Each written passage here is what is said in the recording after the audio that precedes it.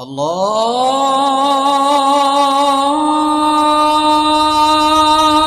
আকবার, আল্লাহু আকবার। সহি হাদিস, বুখারীর হাদিস।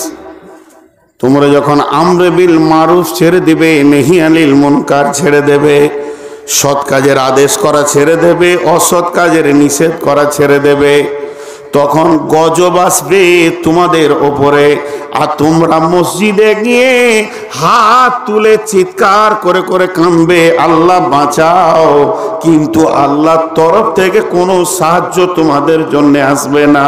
যেহেতু তোমরা আমরে বিল মারুফ ছেড়েছো, নেহি আনিল মুনকার ছেড়েছো, তো আল্লাহর নবীর জন্য বলছেন লা তুশরিক বিল্লাহি শাইআ ওয়া ইন কুতিলতা ওয়া হুররিকতা।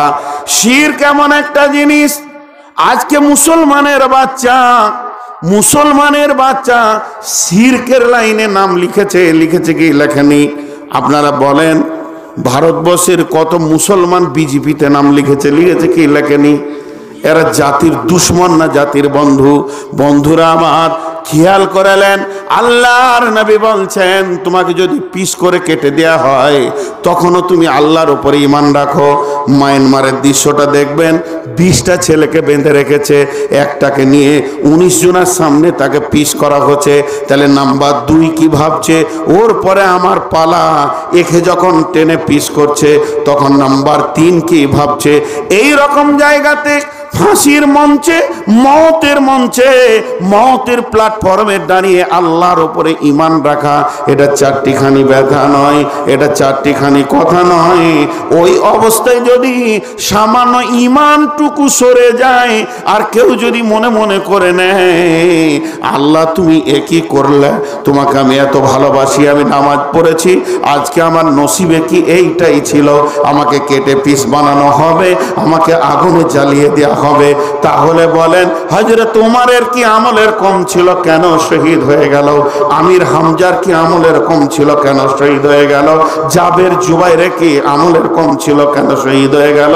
হযরত আমর বিন জমু কেন শহীদ হয়ে গেলেন? হযরত জারির রাদিয়াল্লাহু তাআলা আনহু কেন শহীদ হয়ে গেলেন?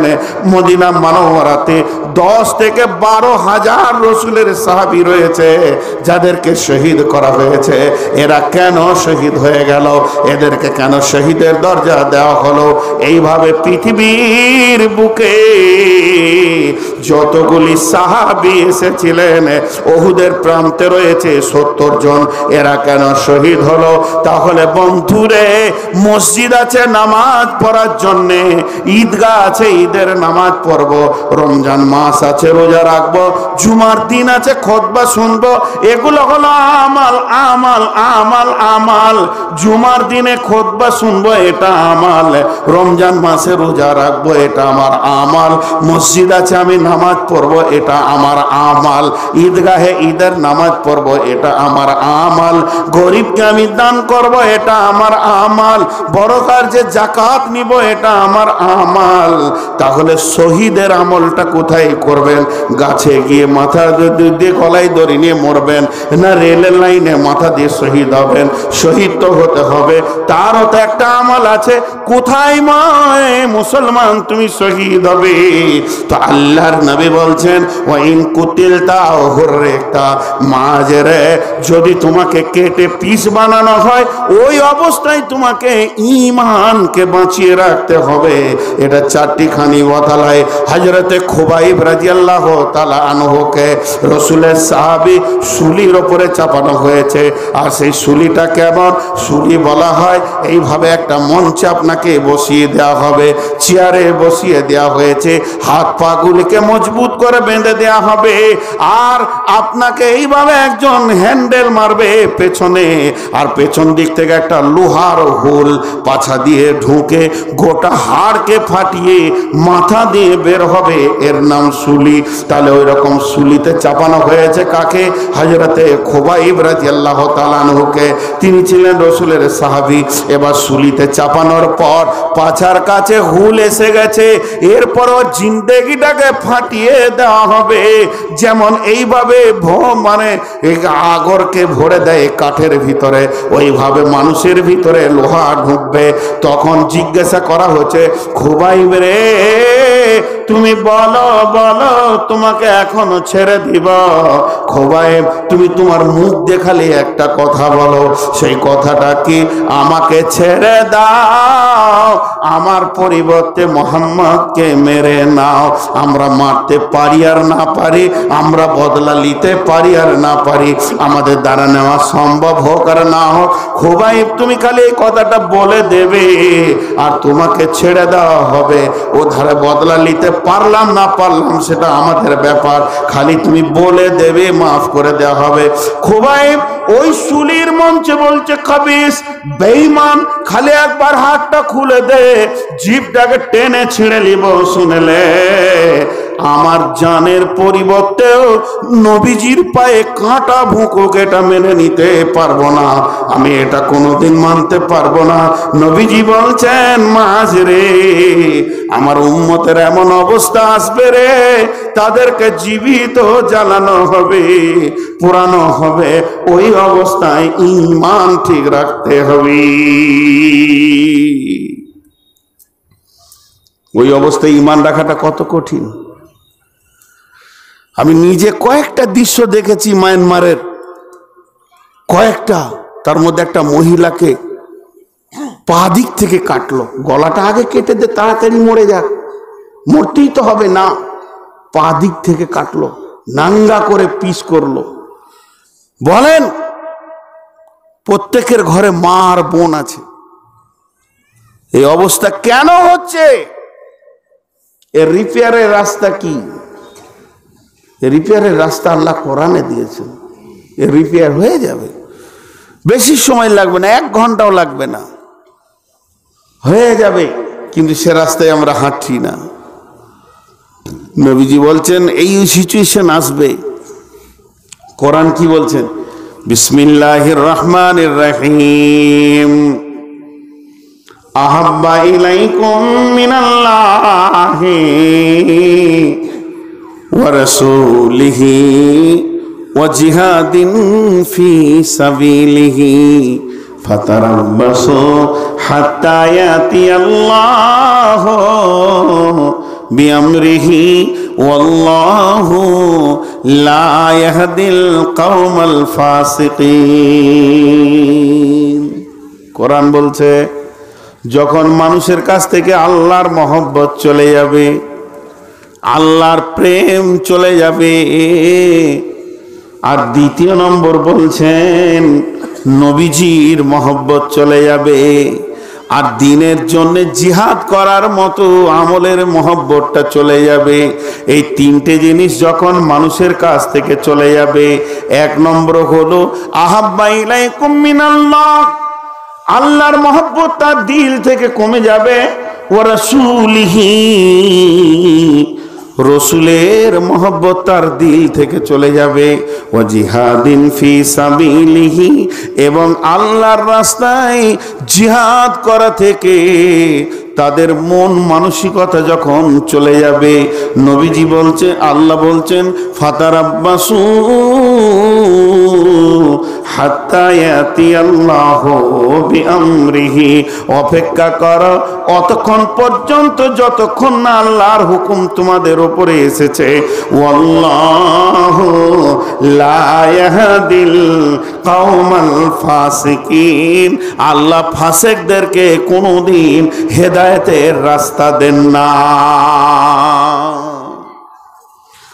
নবীজি আর এক জায়গায় বলছেন ওয়া ইয়াকা ওয়াল মাসিয়া ফাইন্না বিল মাসিয়াতি হাল্লুন সাকাতুল্লাহ, খালি এগুলো মিলিয়ে নেন। নবীজি বলছেন মাঝরে শোনো, দিবালোকে দিনের আলোতে প্রকাশ্যভাবে যখন হাদিস কোরআনের বিরুদ্ধে কাজ চলবে, আমার উম্মত করবে, তখন আল্লাহর তরফ থেকে এই গজব তাদের উপরে নাজিল হবে। পৃথিবীর কেউ এই গজবকে রুখতে পারবে না। প্রকাশ্যভাবে তাস চলছে, লুডো চলছে, দাবা চলছে, প্রকাশ্যভাবে জুয়ো চলছে, মদ চলছে, জেনা চলছে, ব্যভিচার চলছে, সুদ চলছে। এগুলো যখন প্রকাশ্যভাবে চলবে তাদেরকে রুখার কেউ থাকবে না। এলাকাকে বস্তিকে বস্তি আল্লাহ ধ্বংস করবেন। আল্লাহর তরফ থেকে তাদের উপরে গজব আসবে। আর আযাবে আলিম বলা হয়েছে আখিরাতের আযাব, আখিরাতের আযাব জাহান্নামকে আযাবে আলিম বলা হয়েছে।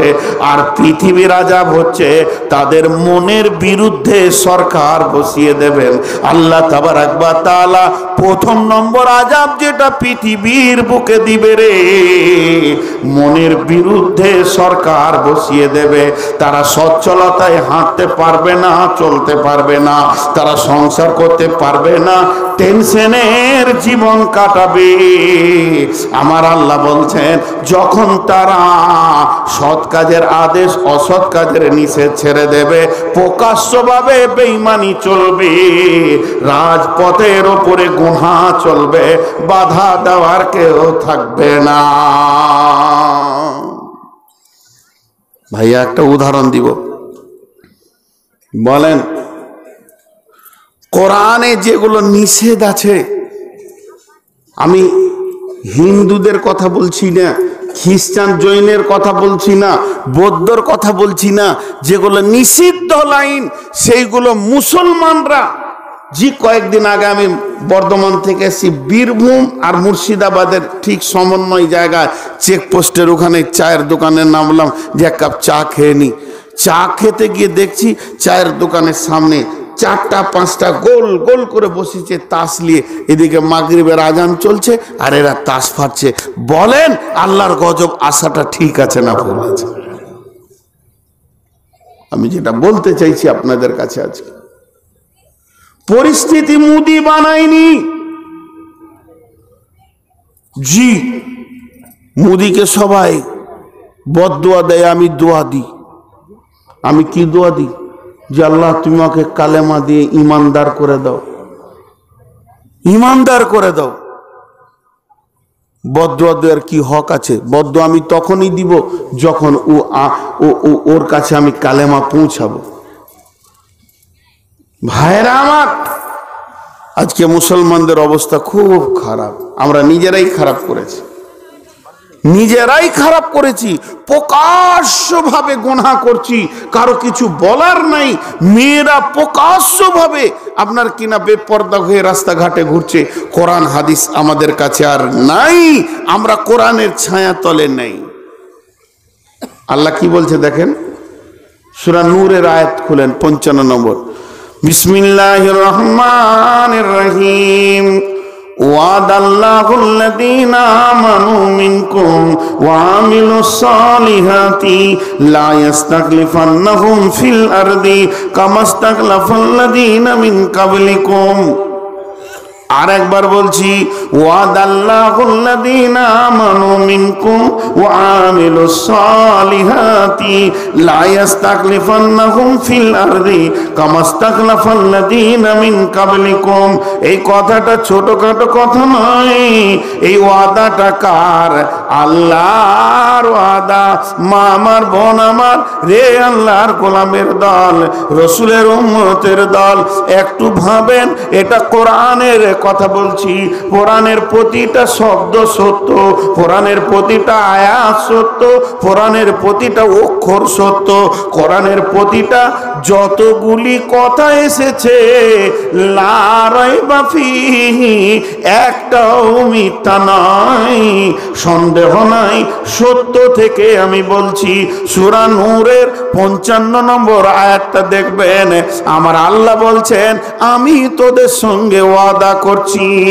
ওয়াদাল্লাহুল্লাযীনা আমানু মিনকুম, হে ঈমানদারেরা তোদের সঙ্গে আমি আল্লাহ ওয়াদা করছি। আর আল্লাহর ওয়াদা ওয়াদা 100-তে 100 সত্য। আমি ওয়াদা করেছি আজকের জালসায় আসবো, আমি নাও আসতে পারতাম, এসেছি, আমাকে আল্লাহ তৌফিক দিয়েছে। আল্লাহ যদি তৌফিক না দিত তাহলে আমি মাইকের সামনে আসতে পারতাম না। এইভাবে মানুষের ওয়াদা আল্লাহ তৌফিক না দিলে সে ওয়াদা পূরণ করতে পারবে না। কিন্তু আমার আল্লাহর ওয়াদা এত সুন্দর, আমার আল্লাহর ওয়াদা হচ্ছে যার মধ্যে কোনো ভেজাল নাই। ওই আল্লাহ বলছেন, রে মুসলমানের দল, তোদের পরিস্থিতি খারাপ হয়েছে, এটা রিপেয়ার করবি তো আমাকে বল, আমি রিপেয়ার করে দিচ্ছি। বুক ফুলিয়ে রাস্তায় হাঁটবি, তোদেরকে আঙ্গুল তোলার কেউ থাকবে না, তোদেরকে একটা হুমকি দিয়ে কথা বলার কেউ থাকবে না, তোদের জবানের ওপরে কেউ কথা বলবে না, তোরা বিশ্বটাকে শাসন করবি, লোক তোদের ছায়াতলে জীবন কাটাবে। তাহলে আমার সঙ্গে তোরা ওয়াদাতে আবদ্ধ হ। ওয়াদাল্লাহুল্লাযীনা মিনকুম ওয়াদাল্লাহুল্লাযীনা আমানু মিনকুম ওয়া আমিলুস সলিহাতি। তোরা 100-তে 100 জন মসজিদে ঢুকে যা। চল একটা আমল করেন ভারতবর্ষের লোক, এনআরসি কাগজ আর লাগবে না। আমি নূর মোহাম্মদ গ্যারেন্টি দিচ্ছি, আল্লাহর কালাম পাক থেকে দিচ্ছি, আমার নিজের কথা নই। একটা আমল খালি করেন, একটা, আল্লাহর কসম, আপনাদের জুতো আর আমার মাথাটাকে নাড়া করে কালি দিয়ে গলায় জুতোটি ঝুলিয়ে দেবেন, আর যতটি পারবেন পিটে নেবেন, যে গোটা দুনিয়া ঘুরিয়ে দেবেন। আল্লাহ বলছে তোরা 100টা মসজিদে ঢুকে যা, 100-তে 100 জন ঢুকে যা। লা ইয়াস্তাখলিফান্নাহুম ফিল আরদি কামাস্তাখলাফাল্লাযিনা মিন কাবলিকুম। যেমন তোদের পূর্বপুরুষদেরকে সাহায্য করেছিলাম, অর্থাৎ সাহাবীদেরকে, ওই রকম সাহায্য তোদের কাছে আমার পৌঁছাবে। আর তোরা গোটা জমিনে খিলাফতি করবি, তোরা শাসন করবি, তোদের হাতে ছড়ি থাকবে, তোদের হাতে চাবুক থাকবে, তোরা যেদিকে ইচ্ছা সেই দিকে দুনিয়াটাকে, দেশটাকে চালাবি। এই ক্ষমতাটা আমি আল্লাহ দেব।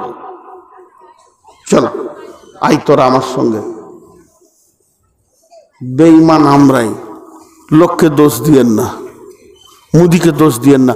মুদিকে জন্ম দিয়েছে, আমাদের বিচেও জন্ম হয়েছে, আমাদের এই ব্যবহারের কারণে আল্লাহ ওকে বানিয়েছে। আর এটা ভাবিয়েন না যে কালকে মোদি যদি মারা যায়, আজরাইল জানটা নিয়ে চলে যায়, পরশু দিনে ভালো প্রধানমন্ত্রী ভারতের বুকে আসবে। নাউজুবিল্লাহ, এটা ধারণা ভুল, ধারণা ভুল, ধারণা ভুল, ধারণা ভুল। ওর থেকে ভালো খবিশটা আসবে এরপর, এটাই ঠিক।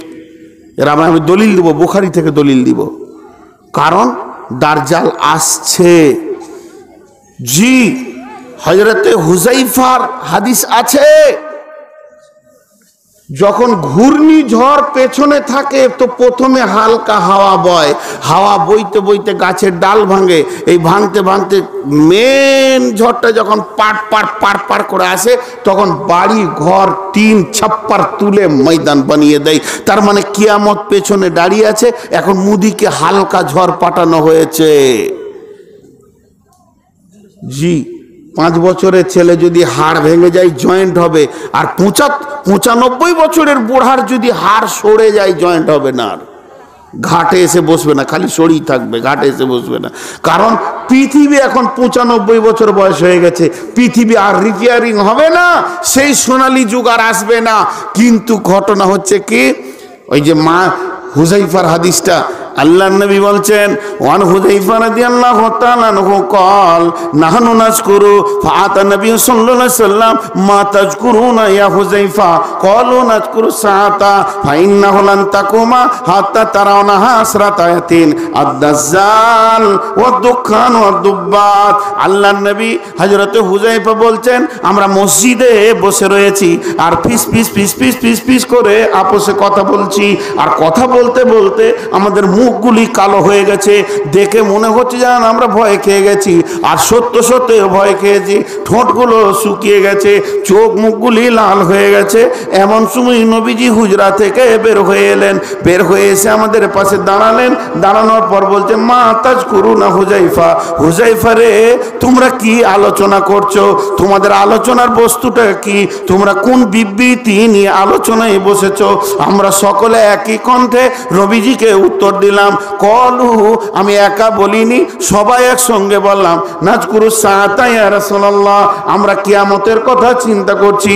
নবীজি তখন বললেন, ফাইন্নাহু লান তাকুমা হাত্তা তারাউনা হাত্তা তারাউহা আসরাতা আয়াতিন, হে হুযায়ফা অতদিন পর্যন্ত কিয়ামত হবে না।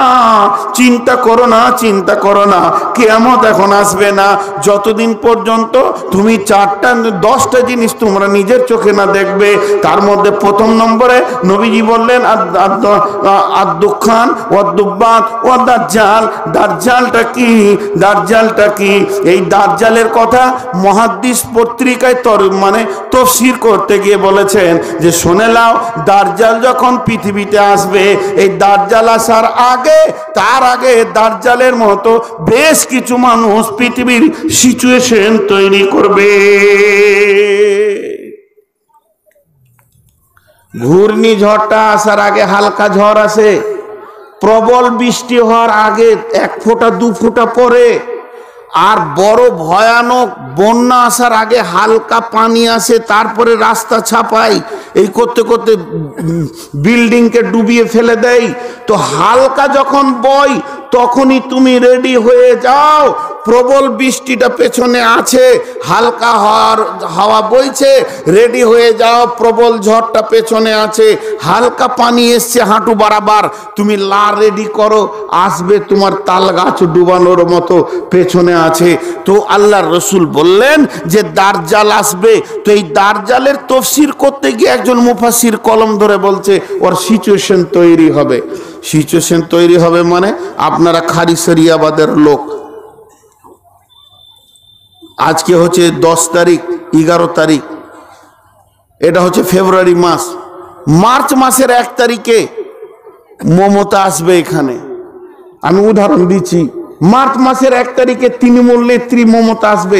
কংগ্রেসের ছেলেও কাজ করবে না, সিপিএমের ছেলেও কাজ করবে না, বিজেপির ছেলেরা কাজ করবে না। যারা তৃণমূলের ছেলে এরা দরাদরি করবে, চাঁদা তোল, প্যান্ডেল করতে হবে, মাইক আনতে হবে, মঞ্চ তৈরি করতে হবে। মানে যে পার্টির লোক আসবে, ওই পার্টির অনুসারীরা তার নেতা আসার জায়গাটাকে রেডি করবে। আরেকবার বলছি, যে পার্টির লোক আসবে, ওই পার্টির অনুসারীরা তার নেতা আসার আগে জায়গাটাকে রেডি করবে। তাহলে দাজ্জাল এই পৃথিবীতে আসবে, তাহলে দাজ্জালের যারা অনুসারী হবে তারা এই পৃথিবীর সিচুয়েশনটা দাজ্জালের আসার মতো তৈরি করবে। এই জন্য ওই পত্রিকায় লিখেছে, তোমরা খেয়াল করে দেখবে, প্রত্যেকটি গ্রামে কিছু যুবক আছে, তারা হলো উচ্ছৃঙ্খল, তারা গাঁকে সবসময় জ্বালিয়ে রাখে। এরা ইয়াজুজ মাজুজের দলে ঢুকবে, আর এরাই দাজ্জালকে সমর্থন করবে। হাদিসের মধ্যে এসেছে, মাসি ইবনে দাজ্জাল আর ঈসা ইবনে মাসি, ঈসাকেও মাসি বলা হচ্ছে, দাজ্জালকেও মাসি বলা হচ্ছে। তো আপনারা জানেন ইসরায়েলে কি চলছে এখন, ফিলিস্তিনে কি চলছে? বাইতুল মুকাদ্দেসের সামনে যে জায়গাতে দাজ্জালের আবির্ভাব হবে, ওই জায়গাটাকে পরিষ্কার পরিচ্ছন্ন করে মঞ্চের মতো সাজানো চলছে। কারণ যত পৃথিবীর ইহুদি আছে এরা দাজ্জালের দলে ঢুকবে, আর যত পৃথিবীতে নাসারা আছে খ্রিস্টান, এরা ঈসা আলাইহিস সালামের দলে ঢুকে মুসলিম হয়ে আমাদের সঙ্গে জান্নাতে যাবে। এরা তওবা করবে, এরা দিন পাবে যদি বেঁচে থাকে তো ঈসা আসা পর্যন্ত। আর যারা ইহুদি আছে মুসলমানদের ঘোর দুশ্মন, এরা ওই দলে। আপনি ভাবিয়েন না যে মুদি এসেছে, মুদিকে পাঠানো হয়েছে, মুদির পরে আসবে আরো খারাপ, তারপরে আসবে আরো খারাপ। যত দিন যাবে যে রোগীটা মরবে তার পরিস্থিতি তত খারাপ হবে, ওষুধ কাজে লাগবে না। আপনার আমার বাপের অসুখ হয়েছে, 90 বছর বয়স, প্রতিদিন ওর মূর্তি খারাপ খারাপ করতে করতে একদিন দুনিয়া থেকে চলে যাবে। তো এই পৃথিবীতে দাজ্জাল আসবে, এর জন্যে ফার্স্ট চান্সে মুদিকে হালকা হাওয়া পাঠানো হয়েছে। এরপরে এর থেকে খারাপ, তার থেকে খারাপ, তার থেকে খারাপ, তার থেকে খারাপ, একদিন দাজ্জালের আবির্ভাব হবে। তো আমার আল্লাহ কি বলছেন? আমার আল্লাহ বলছেন, তোদের হাতে ক্ষমতা ফিরিয়ে দেব, তোদেরকে আমি পরিস্থিতি তৈরি করে দিব। আমি লা ইস্তাখলিফান্নাহুম ফিল আরদি কামা ইস্তাখলাফাল্লাযীনা মিন কাবলিকুম, তোদের পূর্বপুরুষেরা যেদিকে হেঁটেছে সেই দিক বিজয়ী করেছে। সাহাবীরা রোম বিজয়ী করেছে, সাহাবীরা বিজয়ী করেছে জেরুজালেম, সাহাবীরা বিজয়ী করেছে বাহরাইন, সাহাবীরা বিজয়ী করেছে সৌদি, মক্কা, মদিনা। সাহাবীরা যেদিকে ঘোড়া ছুটিয়েছে সেই দিকটা বিজয়ী করে নিয়েছে। এত বৃহত্তর পৃথিবীতে তারা ইসলামের দাওয়াত পৌঁছে দিয়েছে। হে মুসলমানেরা, 2020 সালের মুসলমান, তোদেরও পরিস্থিতি তোদের পূর্বপুরুষের মতো করে দিব।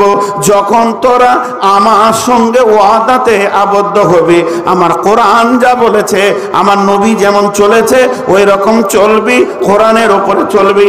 আল্লাহ তাবারাক ওয়া তাআলা বলছেন, ফালিয়াবুদু রব্বা হাযাল বাইত আল্লাযী আতামাহুম মিন জু'in ওয়া আমানাহুম মিন খাউফ।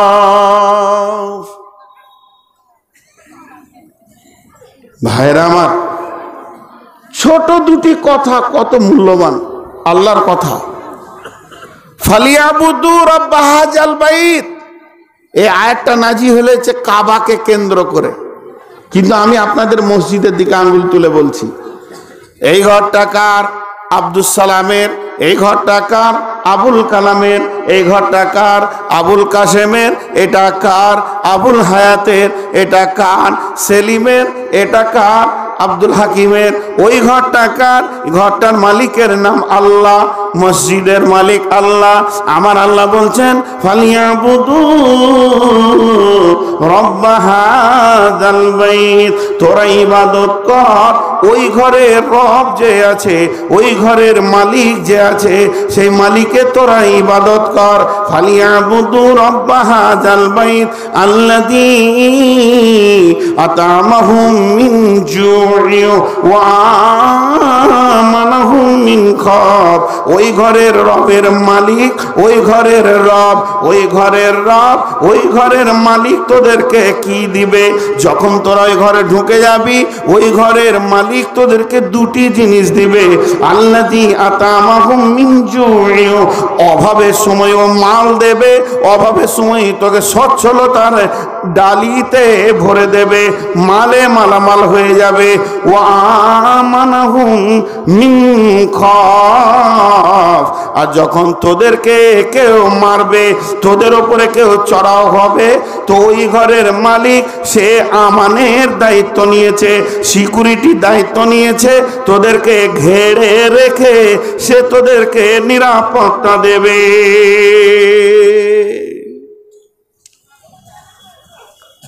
নবীজি বলছেন, শোনো,